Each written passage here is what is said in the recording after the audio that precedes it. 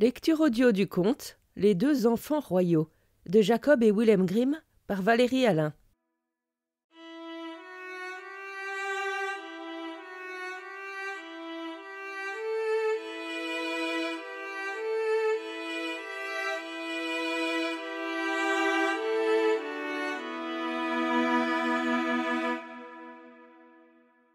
Il était une fois un roi qui eut un petit garçon, et il était écrit dans les astres qu'il serait tué par un cerf quand il aurait 16 ans.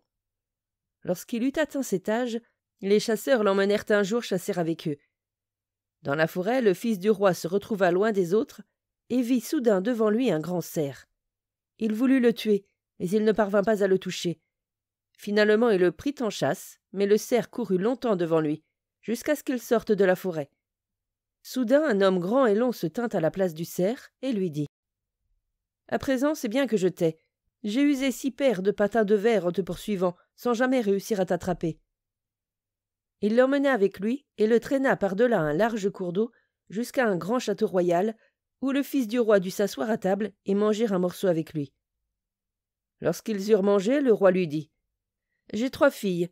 Tu dois veiller une nuit auprès de l'aînée, de 9 heures du soir jusqu'à 6 heures demain matin. Je viendrai en personne à chaque fois que la cloche sonnera et je t'appellerai. Et si tu ne me réponds pas, tu seras tué demain, mais si tu me réponds à chaque fois, tu auras ma fille pour épouse. » Quand les jeunes gens se rendirent dans la chambre de la jeune fille, il y avait dans celle-ci une statue de saint Christophe en pierre, à laquelle la fille du roi parla ainsi. « À partir de 9 heures, mon père viendra toutes les heures, jusqu'à ce qu'il sonne 3 heures. Quand il demandera quelque chose, réponds-lui à la place du fils du roi. » Le saint Christophe de pierre se mit alors à hocher la tête, d'abord très vite, puis de plus en plus lentement, jusqu'à ce qu'elle finisse par s'immobiliser complètement. Le lendemain matin, le roi dit au jeune garçon « Tu as bien accompli la tâche que je t'ai confiée, mais je ne peux te donner ma fille. Tu dois veiller une nuit auprès de ma 2e fille, et je verrai ensuite si je te donne ma fille aînée pour épouse. Mais je viendrai en personne toutes les heures, et tu devras me répondre quand je t'appellerai. Si je t'appelle et que tu ne me réponds pas, alors ton sang coulera. » Les 2 jeunes gens se rendirent alors dans la chambre de la jeune fille. Et il y avait dans celle-ci un saint Christophe de pierre encore plus grand, auquel la fille du roi dit « Quand mon père appellera, c'est toi qui répondras. » La grande statue de pierre se mit elle aussi à hocher la tête, d'abord très vite, puis de plus en plus lentement, jusqu'à ce qu'elle finisse par s'immobiliser complètement. Le fils du roi, quant à lui, se coucha sur le seuil. Il mit sa main sous sa tête et s'endormit.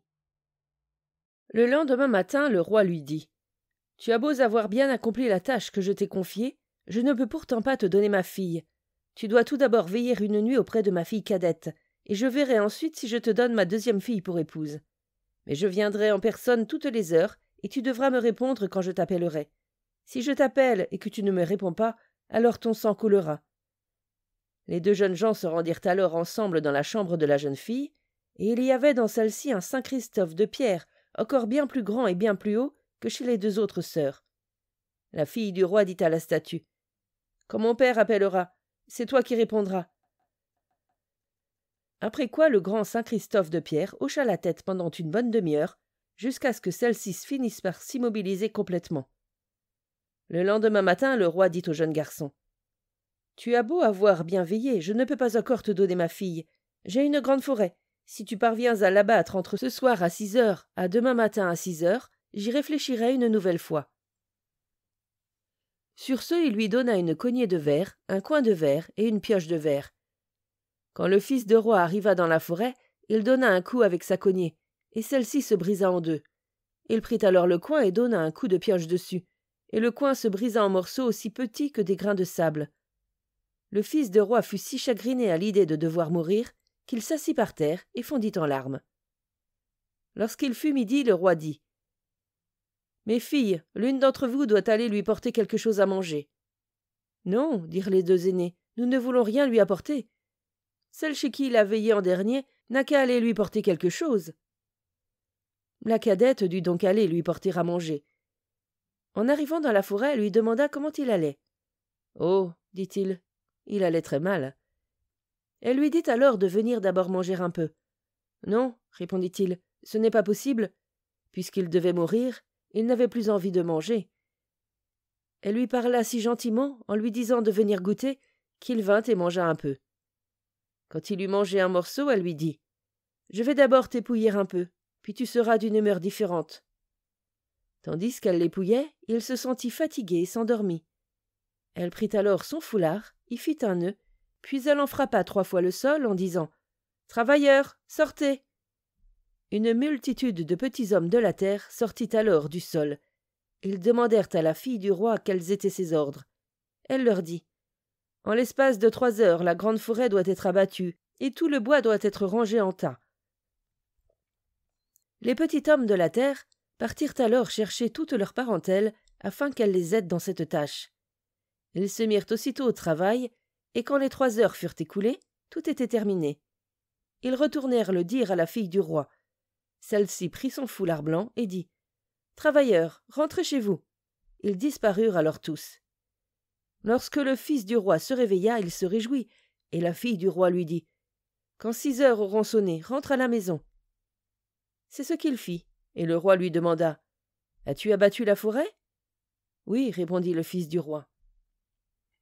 Lorsqu'ils furent assis à table, le roi lui dit « Je ne peux pas encore te donner ma fille pour épouse. » Et il lui dit qu'il devrait tout d'abord faire quelque chose pour l'obtenir. Le fils du roi lui demanda de quoi il s'agissait. Le roi lui dit « J'ai un grand étang. Tu t'y rendras demain matin et tu devras le nettoyer pour qu'il soit aussi brillant qu'un miroir.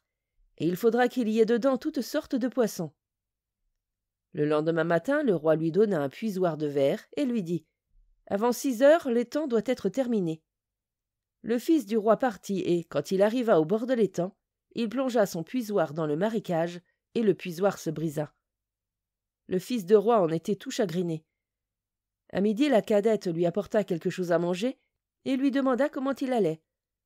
Le fils du roi lui répondit qu'il allait très mal et qu'il allait certainement devoir dire adieu à sa tête. « Mon outil s'est de nouveau cassé. »« Oh, dit-elle, viens d'abord manger quelque chose, et tu seras ensuite d'une humeur différente. » Non, répondit-il, il ne pouvait pas manger parce qu'il avait bien trop de chagrin. Elle lui parla alors très gentiment, jusqu'à ce qu'il vienne et qu'il mange un peu. Elle l'épouilla ensuite, puis il s'endormit. Elle prit de nouveau son foulard, y fit un nœud et en frappa 3 fois le sol en disant « Travailleurs, sortez !» Une multitude de petits hommes de la terre apparut aussitôt, et tous lui demandèrent quel était son désir. En l'espace de 3 heures, il devait avoir nettoyé tout l'étang, qui devait être brillant au point que l'on pouvait s'y mirer, et qui devait être rempli de toutes sortes de poissons. Les petits hommes de la terre s'en furent alors chercher toute leur parentèle, afin qu'elle les aide dans cette tâche, et tout fut terminé en l'espace de 2 heures. Ils revinrent alors et dirent « Nous avons fait ce qui nous a été ordonné. » La fille du roi prit son foulard et frappa de nouveau 3 fois le sol en disant « Travailleurs, rentrez chez vous !» Et elles disparurent tous.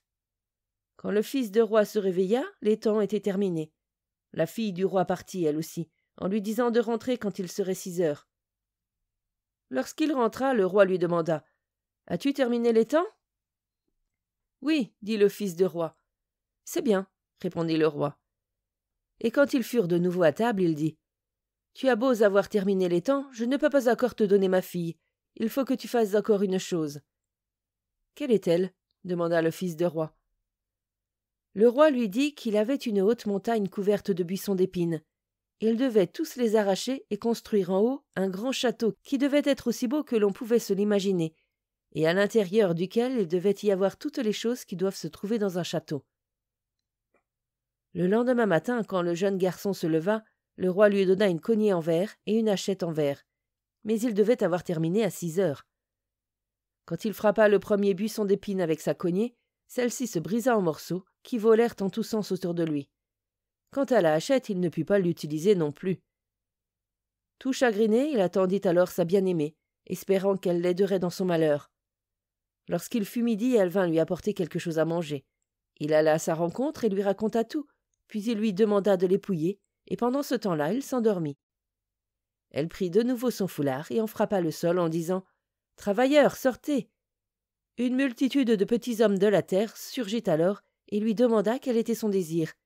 Elle leur dit « En l'espace de 3 heures, vous devez arracher tous les buissons et en haut de la montagne, il devra y avoir un château aussi beau que l'on puisse se l'imaginer, et avec tout ce qu'il faut à l'intérieur. » Ils s'en furent alors chercher toute leur parentèle, afin qu'elle les aide, et quand ce temps fut écoulé, tout était terminé. Ils vinrent alors dire cela à la fille du roi, et celle-ci prit son foulard et en frappa 3 fois le sol en disant « Travailleurs, rentrez chez vous !» Et ils disparurent tous. Quand le fils de roi vit tout cela à son réveil, il fut heureux comme un oiseau en liberté. Quand 6 heures eurent sonné, ils retournèrent ensemble au château. Le roi demanda alors « Le château est-il bien terminé ?» « Oui, répondit le fils de roi. Tandis qu'ils étaient à table, le roi dit « Je ne peux pas te donner ma fille cadette avant d'avoir marié les 2 autres. » Le jeune garçon et la fille du roi furent alors très tristes, et le fils de roi ne savait plus que faire. Une nuit, il vint trouver la jeune fille et s'enfuit avec elle. Quand ils se furent un peu éloignés, la fille du roi se retourna et vit son père qui les poursuivait. « Oh, dit-elle, comment allons-nous faire ? Mon père nous poursuit et veut nous rattraper. Je vais te changer en buisson d'épines et moi en rose, et je me mettrai toujours au milieu des épines pour qu'elle me protège. » Quand son père arriva à cet endroit, il vit un buisson d'épines avec une rose au milieu de celle-ci. Il voulut cueillir la rose, mais les épines vinrent le piquer au doigt, si bien qu'il dut rentrer chez lui. Sa femme lui demanda alors pourquoi il ne les avait pas ramenés. « Il les avait presque rattrapés, lui répondit-il, mais il les avait soudain perdus de vue, et il n'avait trouvé qu'un buisson d'épines avec une rose. »« Si seulement tu avais cueilli la rose, le buisson aurait bien été obligé de la suivre, » lui dit la reine. Le roi repartit alors pour retourner chercher la rose. Mais entre-temps, les 2 jeunes gens avaient avancé, et ils étaient déjà loin dans les champs. Le roi se remit à les poursuivre. La fille du roi se retourna une nouvelle fois et vit son père arriver. « Oh, dit-elle, qu'allons-nous faire à présent ? Je vais te changer en église, et moi en pasteur, et je te monterai en chaire pour prêcher. » Quand le roi arriva à cet endroit, il vit une église, et dans l'église, un pasteur était en chaire, en train de prêcher. Le roi écouta le sermon, puis il rentra chez lui. La reine lui demanda pourquoi il ne les ramenait pas, et il lui répondit « Non, je les ai poursuivis pendant si longtemps, et quand je croyais être sur le point de les rejoindre, je n'ai vu qu'une église avec un pasteur qui était en chaire, en train de prêcher. »« Tu aurais seulement dû ramener le pasteur, et l'église aurait bien été obligée de te suivre, » dit la reine. « Cela ne me sert à rien de t'envoyer à leur poursuite. Il faut que j'y aille moi-même. » Quand la reine fut en route depuis un moment, et qu'elle vit les 2 jeunes gens de loin, la fille du roi se retourna et vit sa mère arriver. « À présent nous sommes perdus, dit-elle. Ma mère arrive en personne. Je vais te changer en étang, et moi en poisson. » Lorsque la mère arriva à cet endroit, elle vit un grand étang au milieu duquel bondissait un poisson, qui sortait la tête hors de l'eau, tout joyeux. La reine aurait bien voulu avoir le poisson, mais elle n'arrivait pas à l'attraper. Elle entra alors dans une grande colère et but tout l'étang pour attraper le poisson. Mais elle se sentit soudain si mal qu'elle dut vomir, si bien qu'elle recracha tout l'étang. « Je vois bien que tout cela ne sert à rien, » dit-elle. Puis elle leur demanda de revenir chez elle. Les 2 jeunes gens retournèrent donc au château, et la reine donna 3 noix à la fille en disant « Voilà de quoi t'aider quand tu seras dans une grande détresse. » Après quoi les 2 jeunes gens repartirent ensemble. Quand ils eurent marché pendant près de 10 heures, ils arrivèrent près du château d'où venait le fils du roi, et près duquel il y avait un village. Lorsqu'ils y entrèrent, le fils du roi dit « Reste là, ma bien-aimée, je vais d'abord aller seul au château, puis je reviendrai te chercher avec un carrosse et des serviteurs. » Lorsqu'il entra dans le château, tous se réjouirent beaucoup de voir que le fils du roi était de retour. Il raconta alors qu'il avait une fiancée qui était en ce moment même au village, et qu'il allait aller la chercher en carrosse. Celui-ci fut aussitôt attelé, et de nombreux serviteurs y montèrent. Au moment où le fils du roi voulut y monter, sa mère lui donna un baiser, et il oublia tout ce qui s'était passé, et aussi ce qu'il s'apprêtait à faire. Sa mère donna donc l'ordre de dételer le carrosse, et tous rentrèrent à la maison. La jeune fille, quant à elle, était toujours au village, attendant et attendant encore, pensant qu'il allait venir la chercher. Mais personne ne venait. La fille de roi se fit donc embaucher au moulin qui appartenait au château, et elle devait rester au bord de l'eau tous les après-midi pour faire la vaisselle. Un jour, la reine sortit du château pour aller se promener au bord de l'eau, et elle vit la belle jeune fille qui était assise là. « Qu'est-ce donc que cette belle jeune fille ?» dit-elle. Tous la regardèrent alors, mais personne ne la connaissait. Il s'écoula ensuite beaucoup de temps pendant lequel la jeune fille travailla sérieusement et consciencieusement chez le meunier. Entre-temps, la reine avait trouvé une épouse pour son fils, très loin, au bout du monde. Lorsque la future mariée arriva, l'union devait être célébrée aussitôt. Beaucoup de gens accoururent pour voir cela, et la jeune fille demanda au meunier de lui donner son congé, à elle aussi. Celui-ci lui dit « Vas-y donc !» Avant de partir, elle ouvrit une de ses 3 noix, et elle y trouva une belle robe. Elle la passa et se rendit ainsi à l'église, où elle prit place près de l'autel. La mariée entra soudain avec le marié, et ils s'assirent devant l'autel, et au moment où le pasteur s'apprêtait à les bénir, la mariée tourna la tête et vit la jeune fille. Elle se releva et dit qu'elle ne voulait pas se marier tant qu'elle n'aurait pas une aussi belle robe que cette dame. Ils rentrèrent donc chez eux et firent demander à la dame si elle ne vendrait pas sa robe. Non, elle ne la vendrait pas, mais elle voulait bien l'échanger.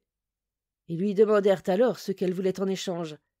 Elle répondit que si elle pouvait passer la nuit devant la porte du fils du roi, elle accepterait de donner sa robe. Ils lui répondirent qu'elle pouvait le faire. Les serviteurs durent alors faire boire un somnifère au fils du roi, et la jeune fille s'allongea ensuite sur le seuil et passa toute la nuit à geindre. Elle avait fait abattre la forêt pour lui, elle avait nettoyé l'étang pour lui, elle avait construit le château pour lui, elle l'avait changé en buisson d'épines, puis en église, et finalement en étang, et il l'avait si vite oublié. Le fils du roi n'avait rien entendu de tout cela, mais les serviteurs s'étaient réveillés et avaient écouté, mais ils ignoraient ce que cela signifiait. Le lendemain matin, quand ils se levèrent, la mariée mit la belle robe, et elle partit à l'église avec le marié. Pendant ce temps, la jeune fille ouvrit la 2e noix, et elle y trouva une robe encore plus belle.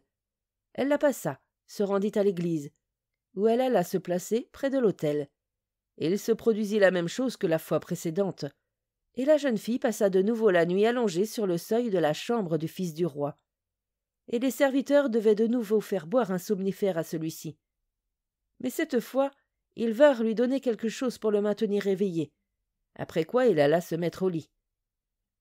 La servante du meunier, qui était à la porte, geignit de nouveau tant et tant en racontant ce qu'elle avait fait.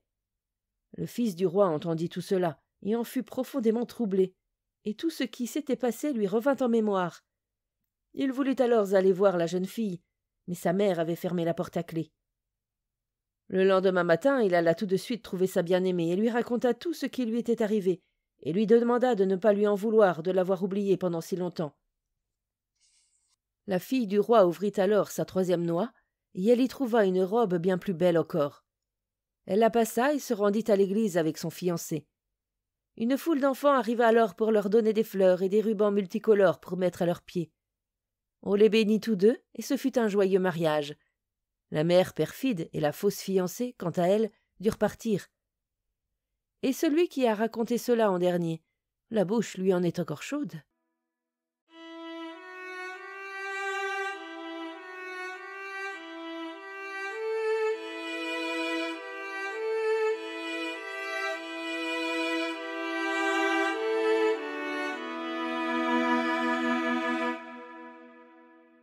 Fin de la lecture du conte Les 2 enfants royaux. Merci de votre écoute. Je vous rends vos oreilles. Cœur avec les doigts.